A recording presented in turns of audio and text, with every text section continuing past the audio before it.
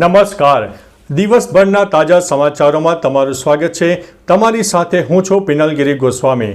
સમાચારો વિસ્તારથી જાણીએ એ પહેલા મહત્વના સમાચારો ઉપર એક નજર. મિત્રો, આજની વિડીયોમાં વાત થશે યુનિવર્સિટી ગ્રાન્ટ કમિશન. બ્રહ્મ સમાજ હવે આકરા પાણીએ જોવા મળ્યું છે. આગળ વાત થશે નવસારીની. આતંકી ફૈઝનના નિશાના પર 7 યુવકો હતા. ત્યારે વાત થશે નોઈડા એન્જિનિયર મોતના કેસમાં નવો વળાંક સામે આવી રહ્યો છે. આગળ વાત થશે ભારતીય સેનાનો દુનિયામાં વધ્યો છે દબદબો. ત્યારે વાત થશે 15 વર્ષથી નાના બાળકો માટે સોશિયલ મીડિયા પ્રતિબંધ. આગળ વાત થશે પદ્મશ્રી હાજી રમકડાનું નામ શું મતદાર યાદીમાંથી દૂર થશે. આગળ વાત થશે અજીત પવારથી લઈને અજીત દાદા સુધીની સફર આ વિડીયોમાં જાણીશું. ત્યારે વાત થશે સાઉદી અરેબિયાનો અમેરિકાને મોટો ઝટકો સામે આવ્યો છે. આગળ વાત થશે સોના ચાંદીમાં પ્રચંડ તેજી, તમામ રેકોર્ડ ધ્વસ્ત થયા છે. આગળ વાત થશે મોતીહારી અને બૈરગન્યા ભારતમાલા રોડ હવે તૈયાર થઈ ગયો છે. હવે મિત્રો સમાચારો વિસ્તારથી. કેન્દ્ર સરકારની મોદી સરકાર બિહારના ચંપારણ્ય વિસ્તારને ટૂંક સમયમાં નવા રોડ પ્રોજેક્ટને ભેટ આપશે.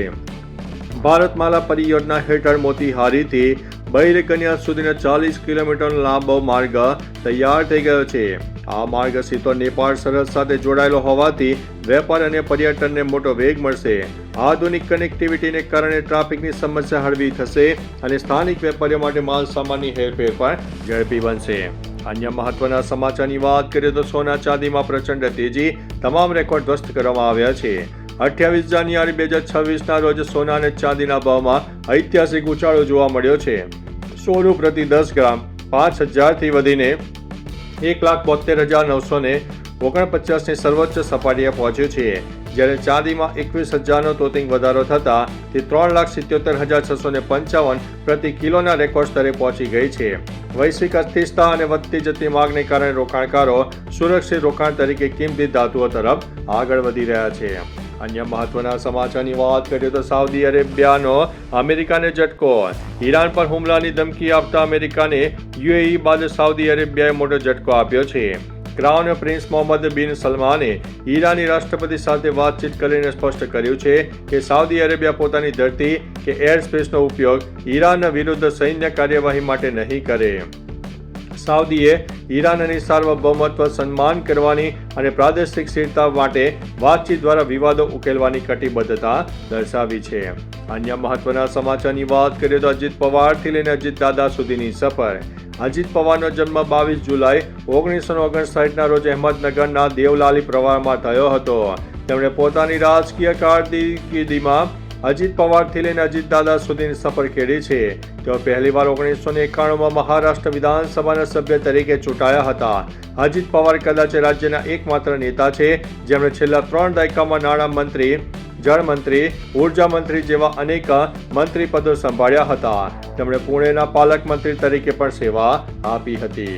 અન્ય મહત્વના સમાચારની વાત કરીએ તો પદ્મશ્રી હાજી રમકડાનું નામ મતદાર યાદીમાંથી શું દૂર થશે. અનોખા ઢોલક વાદક જૂનાગઢના પદ્મશ્રી વિજેતા હાજી રમકડાનું નામ મતદાર યાદીમાંથી દૂર કરવા ભાજપના કોર્પોરેટરે ફોર્મ નંબર 7 ભરતા વિવાદ સર્જાયો છે. કોર્પોરેટર સંજય મણવરના મતે નામની વિસંગતતાને દૂર કરવા અરજી કરી છે. જ્યારે હાજી રમકડોએ 60 વર્ષથી ત્યાં રહેતા હોવા છતાં થયેલા વિરોધ સામે નારાજગી વ્યક્ત કરી છે. કોંગ્રેસે આ મામલે ભાજપ પર કટાક્ષ કરતા તેમને જાણીતી હસ્તીનું અપમાન ગણાવ્યું છે. અન્ય મહત્વના સમાચારની વાત કરીએ તો 15 વર્ષથી નાના બાળકો માટે સોશિયલ મીડિયા પ્રતિબંધ. ઓસ્ટ્રેલિયા બાદ હવે ફ્રાન્સે પણ 15 વર્ષથી ઓછી ઉંમરના બાળકો માટે સોશિયલ મીડિયા પર પ્રતિબંધ મૂકતું બિલ પસાર કર્યું છે. ફ્રાન્સની નેશનલ એસેમ્બલીમાં 130થી 21ના મતોથી આ બિલને મંજૂરી મળી ગઈ છે, જેનો મુખ્ય હેતુ ઓનલાઈન બુલિંગ અને બાળકોના માનસિક સ્વાસ્થ્યનું રક્ષણ કરવાનો છે. આ કાયદો સપ્ટેમ્બર 2026થી અમલી બનવાની શક્યતા છે, જેમાં સ્કૂલોમાં મોબાઈલ ફોન ઉપર પણ પ્રતિબંધનો સમાવેશ થવાનો છે. અન્ય મહત્વના સમાચારની વાત કરીએ તો ભારતીય સેનાનો દુનિયામાં વધ્યો છે દબદબો. Global fire power military index 2026માં ભારત વિશ્વની સૌથી ચોથી શક્તિશાળી સૈન્ય તાકાત તરીકે યથાવત રહ્યું છે. આ યાદીમાં અમેરિકા પ્રથમ, રશિયા બીજા અને ચીન ત્રીજા સ્થાને છે. દક્ષિણ કોરિયા 5મા ક્રમે છે. ઓપરેશન સિંદૂર બાદ પાકિસ્તાનની સૈન્ય રેન્કિંગમાં મોટો ઘટાડો થયો છે અને તે ટોપ 10માંથી પણ બહાર ફેંકાઈ ગયું છે. 145 દેશોની સૈન્ય ક્ષમતાના 60થી વધુ માપદંડોના આધારે આ મહત્વપૂર્ણ રિપોર્ટ તૈયાર કરવામાં આવ્યો હતો. અન્ય મહત્વના સમાચારની વાત કરીએ તો નોઈડા એન્જિનિયર મોત કેસમાં નવો વળાંક. ગ્રેટર નોઈડામાં એન્જિનિયર યુવરાજ મહેતાના મોત મામલે એએસઆઈટી અહેવાલ આપ્યો છે. પોલીસના મતે બચાવનો દાવો કરનાર મુનેન્દ્રનું લોકેશન ઘટના સ્થળેથી ઘણું દૂર હતું. મુનેન્દ્ર અને મૃતકના પિતા આ રિપોર્ટને ખોટો ગણાવીને ષડયંત્રની આશંકા વ્યક્ત કરી રહ્યું છે. વકીલની ફી પેટે પરાણે રૂપિયા આપતો વિડીયો પણ સામે આવ્યો છે. હાલ પ્રત્યક્ષદર્શીઓના દાવા અને ટેકનિકલ પુરાવાઓ વચ્ચે તપાસ ચાલી રહી છે. અન્ય મહત્વના સમાચારની વાત કરીએ તો નવસારીની આતંકી ફૈઝાનના નિશાના ઉપર 7 યુવકો જોવા મળ્યા છે.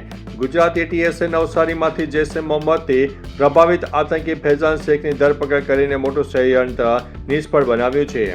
તપાસમાં ખુલાસો થયો છે કે દિલ્હીના 7 યુવકો તેના ટાર્ગેટ ઉપર હતા. તેની પાસેથી હથિયારો અને વિસ્ફોટકો મળી આવ્યા છે. તે સોશિયલ મીડિયા દ્વારા આતંક ફેલાવવાનું અને હત્યાઓ કરવાનું કાવતરો રચી રહ્યો હતો.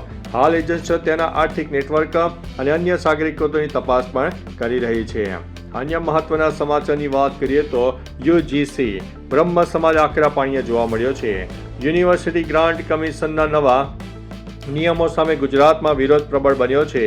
સુરત અને રાજકોટમાં બ્રહ્મ સમાજે આને કાળો કાયદો ગણાવીને કલેક્ટરને આવેદનપત્ર પાઠવ્યું છે. સરવણ સંગઠનનો આક્ષેપ છે કે આ નિયમો સામાન્ય વર્ગના વિદ્યાર્થીઓ વિરુદ્ધ છે. જો પાછા ખેંચવામાં નહીં આવે તો આગામી ચૂંટણીઓમાં ભાજપને મત દ્વારા જવાબ આપવાની ચીમકી ઉચ્ચારીને આંદોલનની ચેતવણી પણ આપવામાં આવી છે. તો ચાલો મિત્રો, ફરીથી દેશ અને દુનિયાના સુપરફાસ્ટ સમાચાર લઈને મળતા રહીશો. ત્યાં સુધી અમને રજા આપશો. નમસ્તે.